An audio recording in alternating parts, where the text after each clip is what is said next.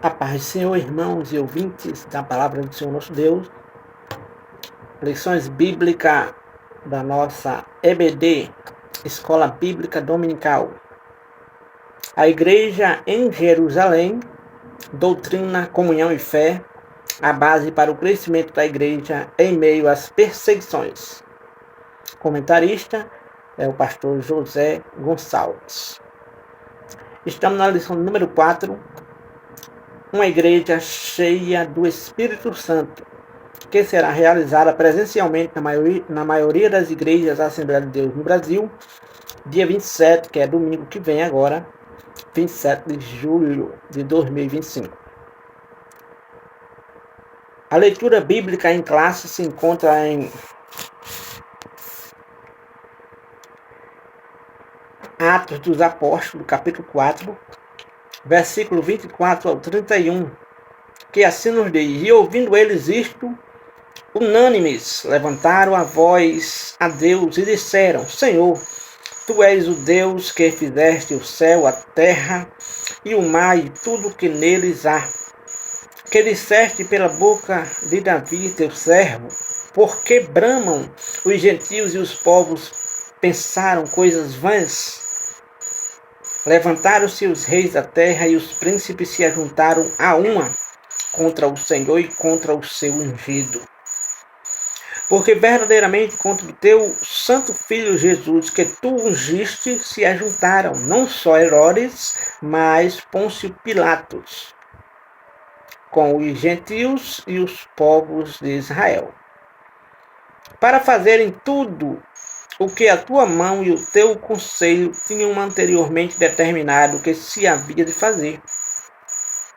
Agora, pois, ó Senhor, olha para as suas ameaças e concede aos teus servos que falem com toda a ousadia a tua palavra,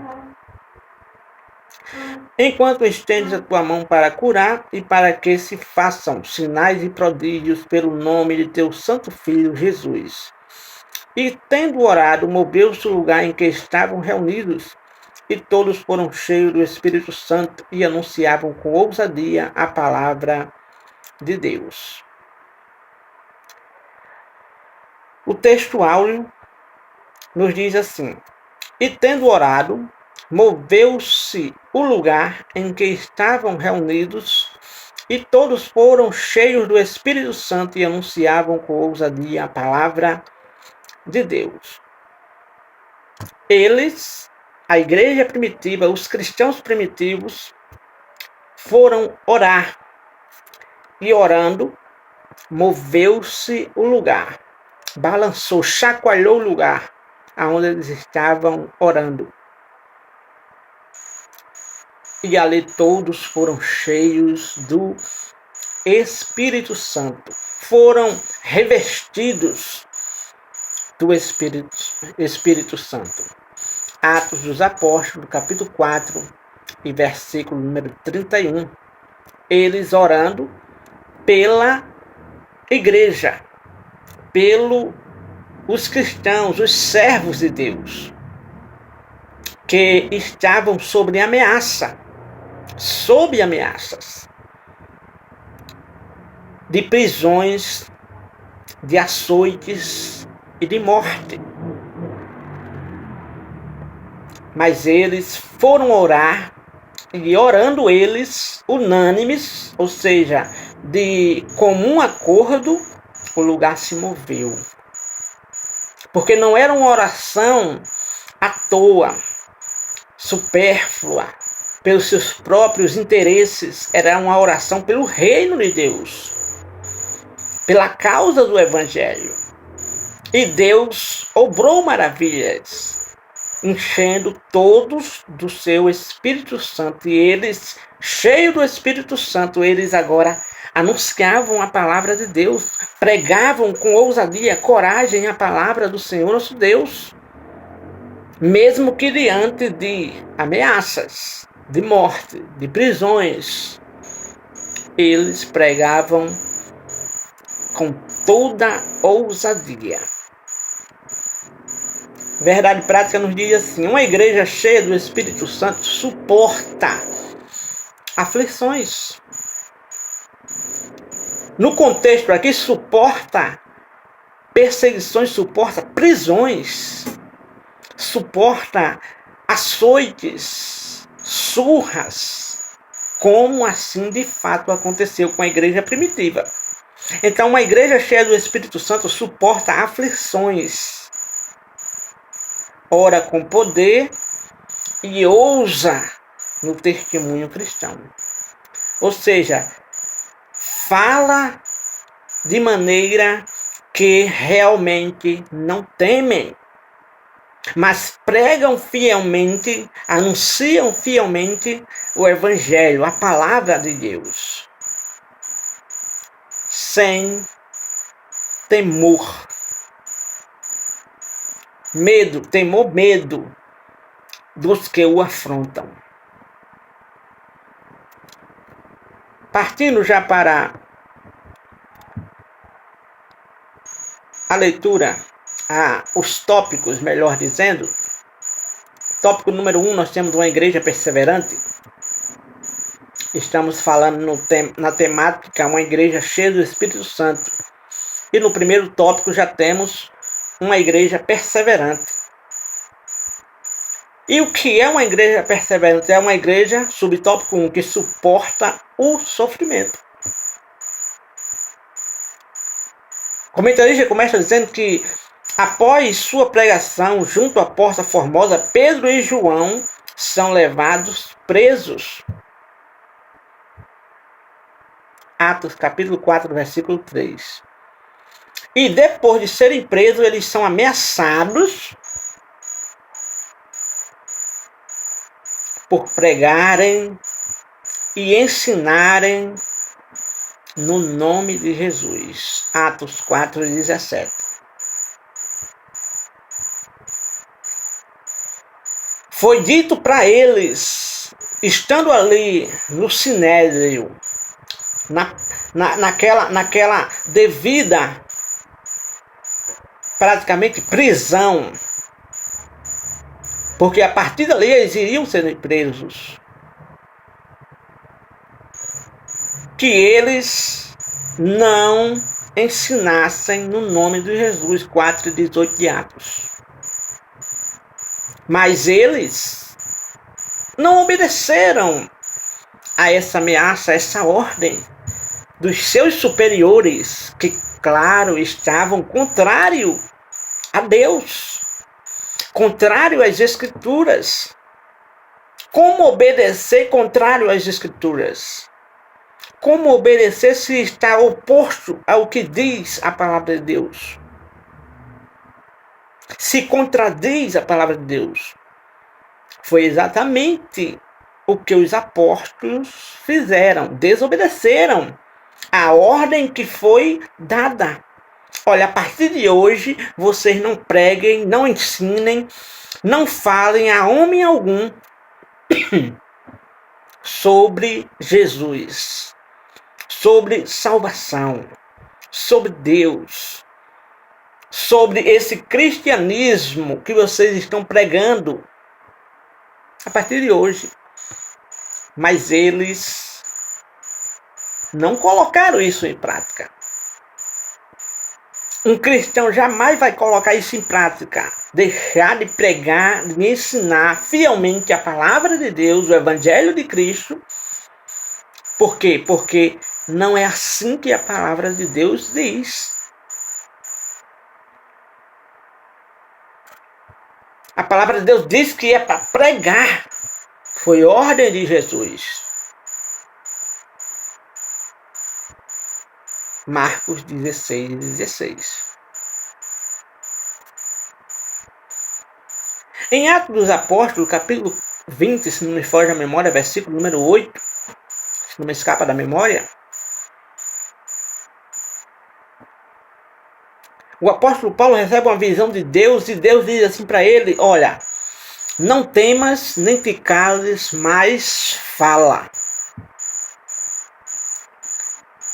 Para ele prosseguir, não retroceder. Para ele avançar, não recuar. Porque Deus não tem prazer quando assim acontece. Então, a igreja perseverante, ela suporta o sofrimento.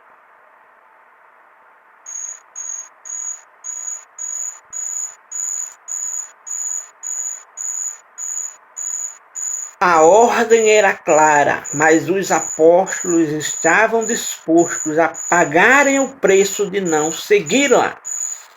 Eles suportariam tudo por amor a Jesus. Se pregando o evangelho, ensinando a palavra de Deus, fosse eles acometidos de prisões, de açoites e até de morte, eles estavam sujeitos, eles estavam determinados a pagarem esse preço,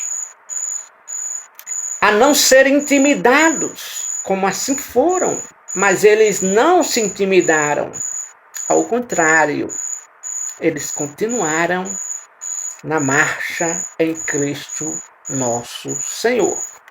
Então, uma igreja perseverante, ela suporta o sofrimento.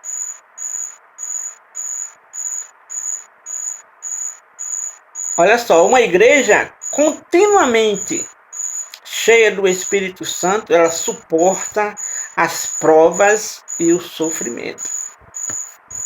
Que provas? No contexto aqui é a ordem dos maiorais, a ordem das autoridades que não queriam o avanço, o progresso do reino de Deus, do Evangelho de Jesus ser difundida. Mas eles suportaram as provas e as aflições, os sofrimentos, as perseguições. Uma igreja perseverante, ela suporta o sofrimento. Subtópico 2, ela não negocia seus valores. Uma igreja perseverante, ela não negocia os seus valores. Quando diante do tribunal, Pedro, João, os apóstolos, que são interrogados, intimidados a deixarem de pregar, ensinar o Evangelho, no nome de Jesus, diante disso, eles não negociaram esse valor eterno, esse valor realmente precioso que é o nome de Jesus. Olha o que eles disseram diante dos tribunos, diante dos que estavam ali julgando eles, como eles sendo malfeitores, sem serem malfeitores. Julgando eles como se fossem criminosos, mas eles não eram criminosos. Eles estavam pregando o verdadeiro Salvador do mundo e da humanidade. 4:19 de Atos, eles disseram: julgai vós quem? Os tribunos. Se é justo diante de Deus ouvir-vos a voz do que a Deus. Eles disseram para eles: vocês julguem. Vocês estão nos julgando, agora nos julguem dessa maneira. É correto, é justo nós ouvirmos vocês e desobedecermos a Deus? É justo isso? Eles não tiveram como prosseguir. Os tribunos, os maiorais, os juízes aqui do Sinédrio, que eram dezenas de homens que não enxergavam diretamente Deus. Em outras palavras, os apóstolos afirmaram que não negociariam a sua fé. Quando eles disseram isso: julgai entre vós, se é justo obedecer a vós e não a Deus, é justo isso? Eles estavam dizendo: nós não negociamos a nossa fé. Nós não podemos negociar a nossa fé. Nós não podemos deixar de falar de Jesus, de ensinar sobre Jesus, porque nós ouvimos Jesus e vimos Jesus. E Ele fez transformação na nossa vida. Não só na nossa, mas neste que vocês viram aí. Foram curados, mas não foi pelo nosso poder ou santidade, foi no nome de Jesus, esse paralítico aí, no capítulo 3. Então nós não podemos parar. Nós não podemos deixar de anunciar o Evangelho de Cristo nosso Senhor. Nós não podemos. Nós devemos avançar, não parar, não recuar. Eles não abriram mão dos valores da fé que haviam recebido de Jesus, pois eles são inegociáveis. São inegociáveis. Uma das marcas de uma igreja cheia, uma das marcas da igreja que perdeu ou está perdendo o poder do Espírito Santo é a sua aceitação de princípios e práticas que afrontam as Escrituras. Uma igreja que aceita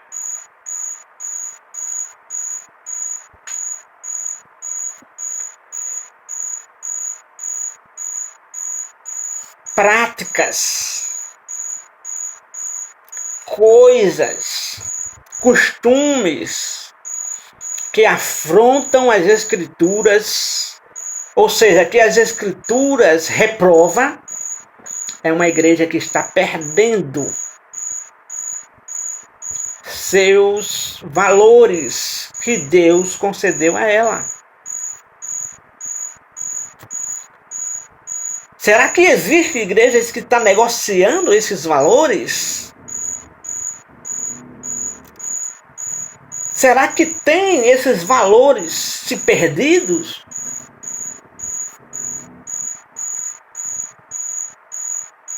É uma pena, mas isso é uma realidade evidente nos dias atuais. Igrejas que negociam princípios bíblicos, trocam os princípios bíblicos,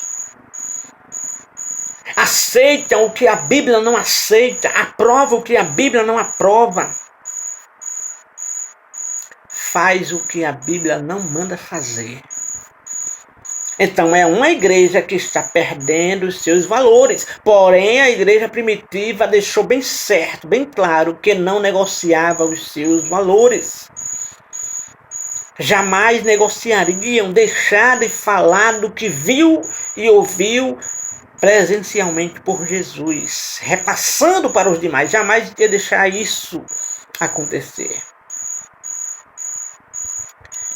Então, a igreja perseverante é uma igreja que suporta o sofrimento, subtópico 1, subtópico 2, não negocia seus valores.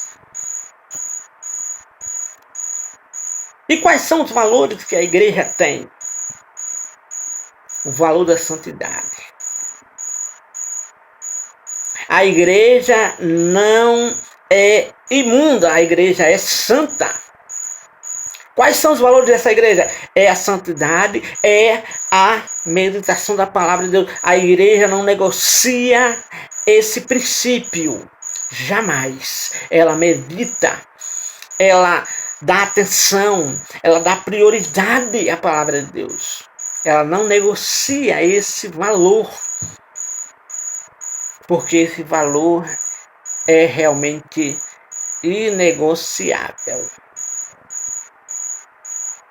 É uma igreja que verdadeiramente não negocia o valor do temor, do respeito a Deus. Ela não negocia o valor do temor. Não há bagunça no meio da congregação. Há temor. Como assim tinha a igreja primitiva que era unânimes no temor.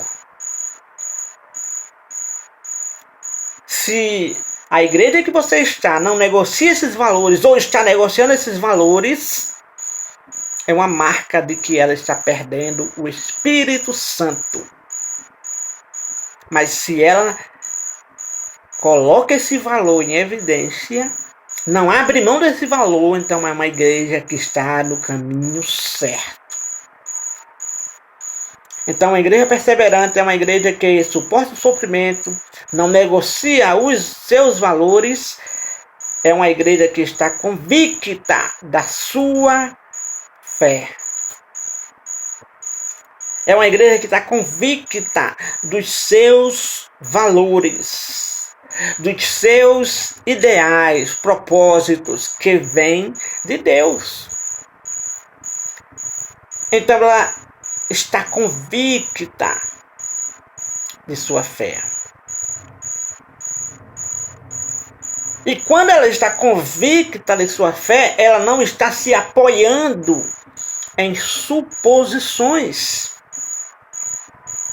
Ela está se apoiando em fatos reais. Foi o que Pedro disse. Atos 4:20. Porque não podemos deixar de falar do que temos visto e ouvido. Isso é convicção de sua fé. Então a igreja que é perseverante, ela está convicta de sua fé, de seu propósito aqui neste mundo. Então ela não negocia, assim como Pedro não negociou que estava representando a igreja. Os primeiros cristãos não apenas ouviram sobre Deus, mas também testemunharam suas obras. Quando Filipe em Samaria, os samaritanos se converteram porque ouviam e viam os sinais que Filipe fazia.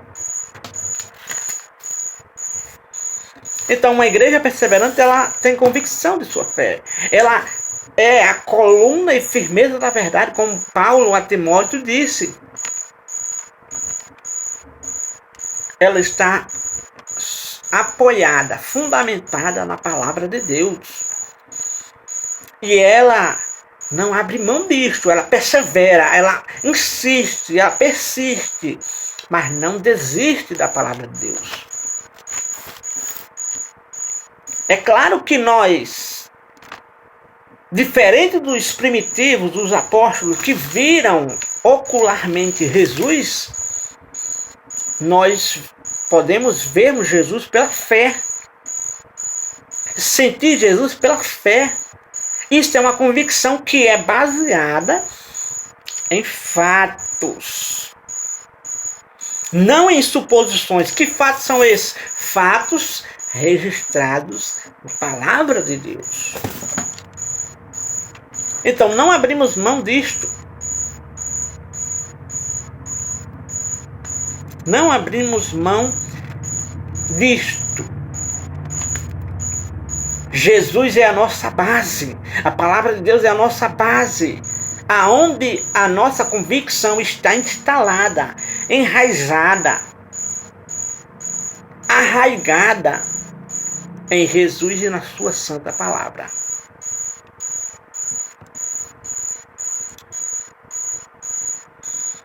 Tópico número 2. Uma igreja que ora com poder. Estamos falando da igreja primitiva. Uma igreja que ora com poder. Subtópico número 1. Orando com propósito. A igreja que estava em Jerusalém, a igreja mãe, a igreja primitiva, ela orava com propósito. Como assim? Era todos orando com um único propósito. Eles estavam sob ameaças, Atos 4, 24 a 30. E eles, diante dessa ameaça, eles foram orar a Deus. Olha, orando com propósito. Eles não foram orar a Deus para matar estes que estavam querendo impedir eles de pregarem, de evangelizarem, porque o propósito era evangelizar. Era fazer a obra de Deus. E o que é a obra de Deus? É evangelizar, é pregar as boas novas. É levar a cura, o milagre para o carente, o que está sendo atormentado por algum flagelo. Então, eles estavam orando com propósito. Não era com ódio, não. Eles não estavam orando com ódio, com vingança, não. Eles estavam orando com propósito. Que propósito? Para Deus ser glorificado através deles pregarem, os que ouvem serem convertidos e ainda mais, aqueles que estavam doentes serem curados. Que propósito sensacional. É quando oramos dentro dos propósitos divinos de Deus. Eles não estavam orando por matéria. Não. Para construir uma igreja, ele não está orando. Para construir uma igreja, não. Eles não estavam orando para pintar uma igreja, colocar um piso numa igreja, um ar-condicionado. Não. Eles não estavam orando por matéria. Não. Eles estavam orando pelo reino de Deus. Sabe qual é o reino de Deus? Por pessoas serem convertidas. Esse era o propósito deles. E Deus, o Senhor, nos ajude. Porque enquanto nós vai pregar, nós queremos ousadia para pregar a tua palavra, não ser intimidado, mas pregar com autoridade. E ao pregarmos com autoridade, aqueles que ouvem serem realmente crentes em ti, convertidos a ti. E, por fim, estes, aqueles que precisarem de uma cura, serem curados, assim como por causa deste que nós curamos ali no teu nome, estamos aqui sob ameaça. Então, olha para as ameaças que eles estão fazendo para nós. Eles prometeram surra, eles prometeram prisão e ainda mais morte, se assim nós continuarmos. E nós vamos continuarmos. Então, nos ajude. Era esse o propósito da igreja primitiva, liderada ali por Pedro e João, em Jerusalém.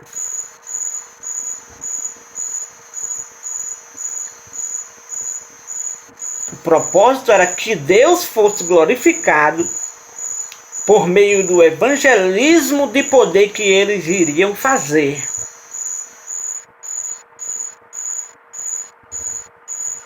Eles oraram especificamente pelo evangelismo. É muito diferente hoje em dia. As orações, os propósitos de orações, muitas vezes é para apenas atrair, uma forma de atrair até a igreja. Mas que na verdade não é o propósito realmente orar.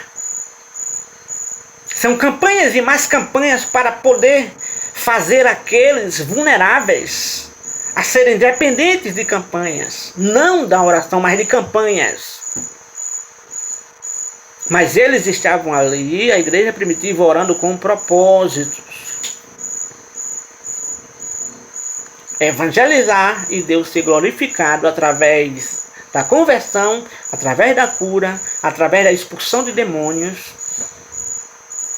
era o propósito da igreja primitiva. Não foi uma oração vaga. Não foi uma oração vazia. Foi uma oração específica. Para Deus exercer soberania e agir por meio deles, dando-lhes poder para testemunhar sobre o Senhor Jesus.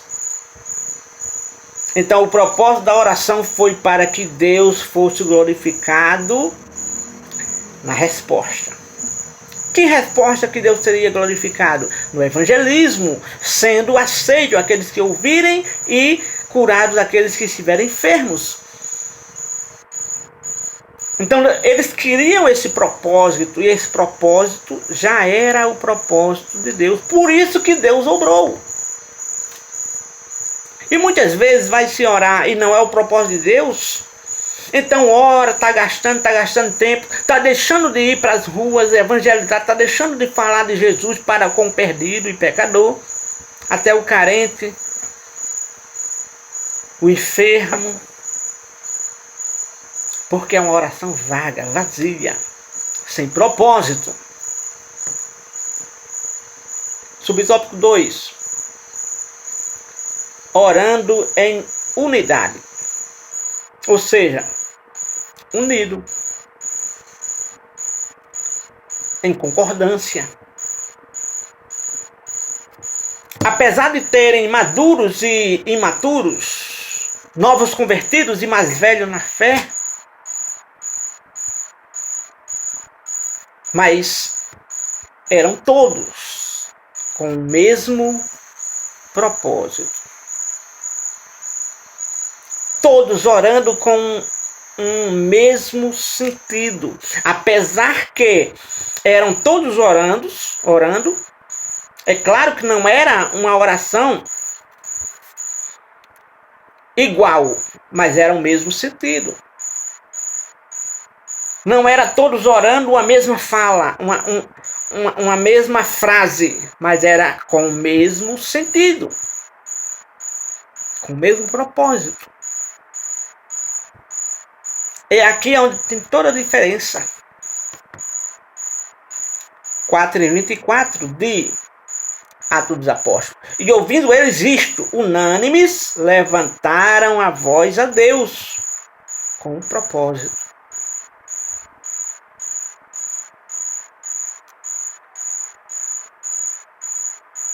Com o mesmo propósito.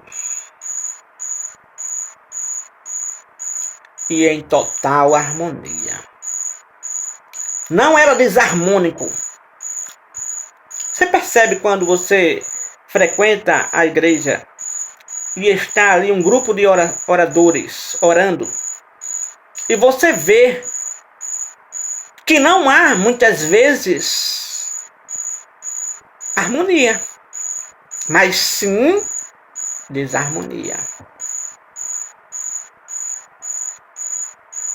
Ao ponto de muitas vezes tirar até mesmo inspirações que alguém poderia ter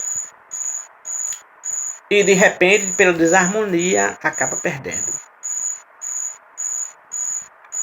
Mas a igreja aqui era unânime, era em unidade, era muitos, como que fosse uma só pessoa.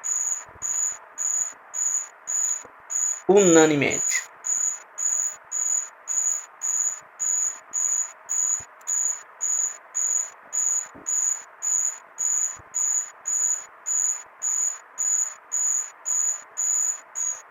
Então, uma igreja cheia do Espírito Santo, ela é unida. Ela sabe respeitar as diferenças e entende que a unidade não significa que todos são iguais.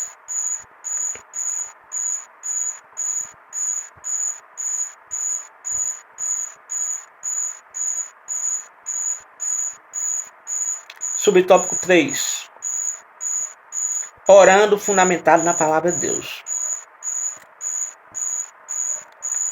Orando fundamentado na palavra de Deus. Subtópico número 3. Ó, ao orarem, os crentes citaram o Salmo 2, versículo 1 e versículo 2, que diz: que disseste pela boca de Davi teu servo, porque bramaram a gente e os povos pensaram coisas vãs.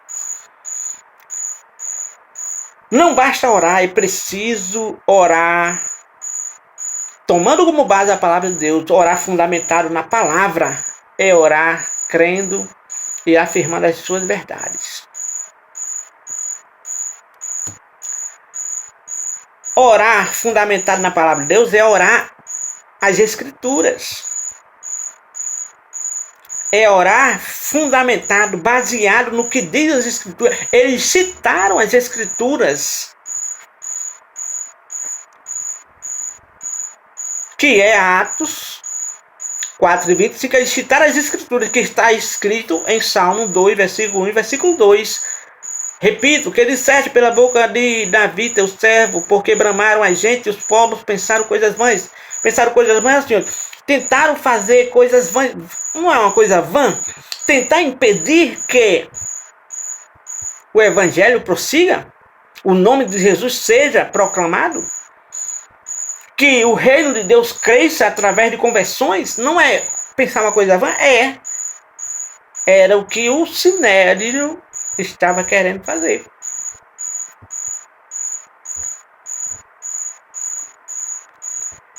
Então é orar as Escrituras. E orar as Escrituras está baseado no que a palavra de Deus diz. Não é só orar, é orar as Escrituras. É orar pela palavra, é orar pelo fundamento da palavra, pelo princípio da palavra. É orar na base bíblica. Há muitos que oram e faz uma choradeira só. Mas é as Escrituras? É a Escritura? Se você analisar, é tanta bobagem que é dita. E quando se vai olhar pelas Escrituras, é uma asneira que está sendo ali, naquele discurso oratório. Então, é quando se ora as Escrituras, é orando fundamentado na palavra de Deus, é orando convicto no que a palavra de Deus diz. Porque não adianta, não basta orar e sem entendimento. É orar com entendimento. É orar pelo conhecimento da palavra de Deus. E isso, não pense que é somente um novo convertido. Não. Até porque Deus vai entender o novo convertido. Porque tem o Espírito Santo que com gemidos inexprimíveis ajuda aquele que não sabe orar.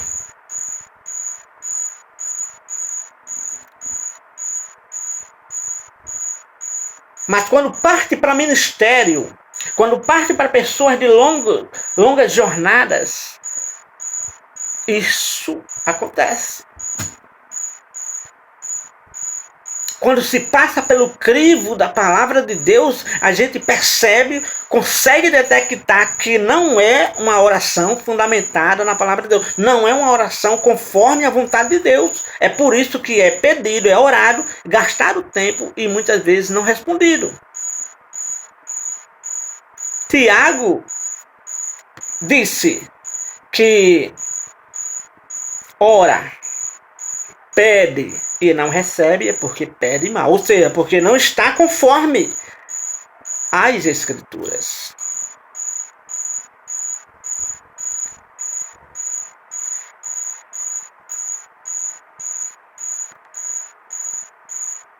O comentarista finalizando aqui essa síntese.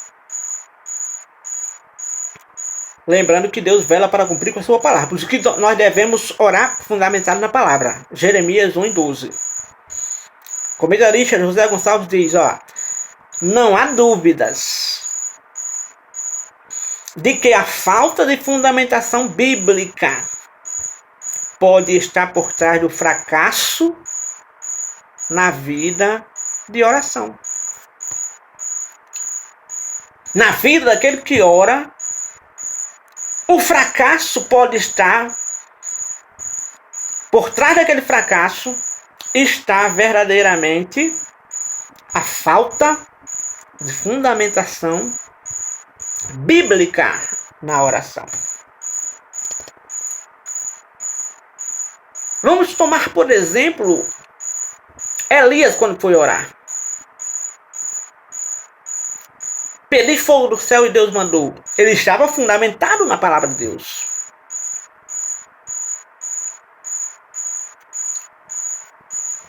Jesus quando foi orar, orava a Deus, ele estava fundamentado na palavra de Deus. Ele não estava vago, ele estava fundamentado. Ele não estava vazio, ele estava baseado na palavra de Deus. Então não há dúvida de que a falta de fundamentação bíblica pode estar por trás do fracasso na vida de oração. Tópico número 3. Uma igreja ousada no seu testemunho. Uma igreja ousada no seu testemunho. Subtópico 1. Ousadia para enfrentar oposição ao Evangelho.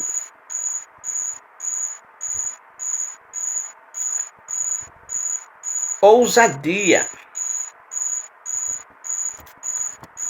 Eles disseram, nós não podemos deixar de pregar, de falar do que temos visto e ouvido de Jesus. Feito no nome de Jesus. Não podemos. Então isso é ousadia para enfrentar a oposição ao Evangelho, aqueles que se opõem ao Evangelho.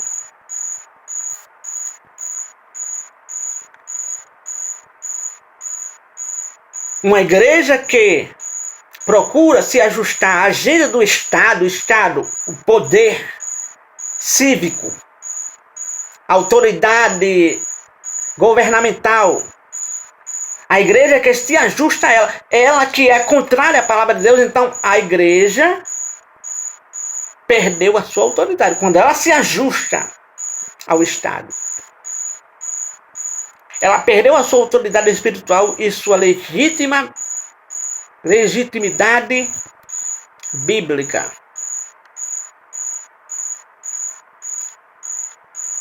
A igreja não pode se ajustar ao Estado. Se o Estado está realmente oposto à vontade de Deus, à Bíblia Sagrada, é certo que devemos obedecer às autoridades quando elas não estão opondo a palavra de Deus, a vontade de Deus, ao que Deus principiou. Igrejas já estão casando homem com homem, mulher com mulher, e aí por demais, se ajustando ao Estado. Isto é uma aberração. Então a igreja ousada no testemunho, ela enfrenta a oposição ao Evangelho. Ela tem ousadia para enfrentar essa oposição, ou seja, para fazer frente, para enfrentar, para debater, para combater, para não se prostrar diante dessa oposição. Subtópico 2. Ousadia no exercício dos dons espirituais.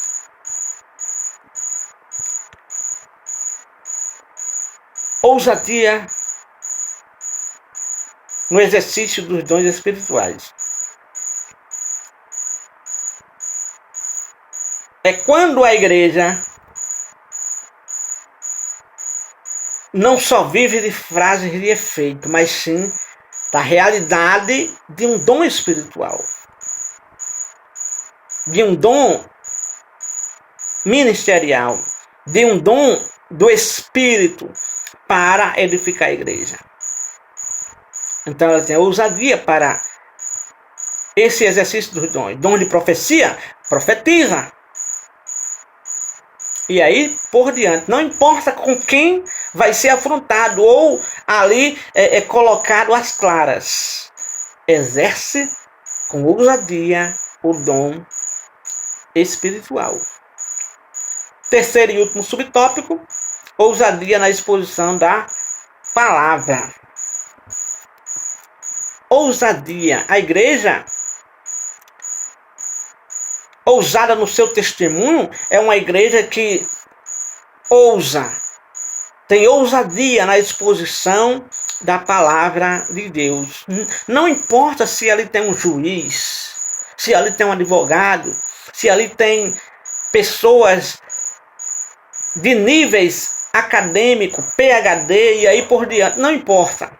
Ou se tem alguém da criminalidade, alguém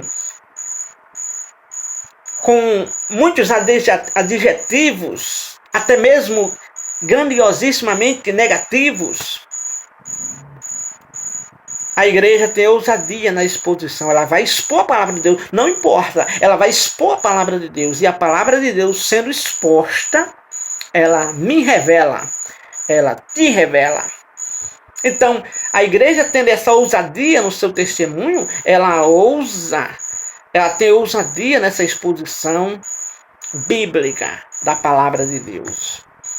As escrituras dizem que após a oração da igreja, todos foram cheios do Espírito Santo e anunciavam com ousadia a palavra de Deus, 4:31 de Atos. É interessante observar o uso da palavra ousadia nesse texto. Ela aparece, por exemplo, em Atos 4:13, para se referir à coragem de Pedro e João quando foram interrogados pelos anciãos e escribas. O cristão cheio do Espírito Santo se torna corajoso em sua vida cristã. Ele prega a palavra de Deus com poder. E o que é pregar a palavra de Deus com poder? Pregar a palavra de Deus conforme a exposição. Porque pregar com poder não é pregar escumando a boca. Não é pregar falando alto ou gritando. Não é pregar como assim acontece nos dias atuais. Só fantasia. Pregar com poder a palavra de Deus é pregar a palavra de Deus fidedignamente como ela é fiel. Pregar como ela realmente está. Transferir o verdadeiro sentido a qual verdadeiramente ela está dando sentido. Não diminuir nem aumentar. É do jeito que ela está. Do jeito que ela foi redigida, escrita. Pregar na exposição bíblica de maneira fiel. Que Deus abençoe a você e sua casa, em o nome de Jesus. E aqui encerramos a nossa aula de número 4, uma igreja cheia do Espírito Santo. Então, a igreja cheia do Espírito Santo, ela é relevante. Ela é relevante porque ela não se intimida, mas ela é destemida. E ela está para cumprir o propósito de Deus aqui na terra. Qual é o propósito de Deus aqui na terra para a sua igreja? É que ela seja santa, para que ela seja irrepreensível, para que ela seja incontaminável, para que ela seja pura. E quando assim acontece, ela é uma igreja que prega a palavra de Deus, é uma igreja que acontece milagres, maravilhas, prodígios entre a igreja no mundo, brilhando como um astro luminoso desse mundo, e é uma igreja que verdadeiramente ela não abre mão dos valores eternos que Deus concedeu para ela, de forma alguma, ainda que intimidada, ainda que coagida, mas ela permanece cumprindo o propósito de Deus. Que Deus abençoe a você e sua casa, em nome de Jesus, e até a próxima, se Deus assim nos permitir. Curta, comente, compartilhe nos grupos e amigos, e se não é inscrito, inscreva-se para receber as novas publicações. Deus abençoe a você e sua casa, em nome de Jesus, e até a próxima, se Deus assim nos permitir. A paz do Senhor.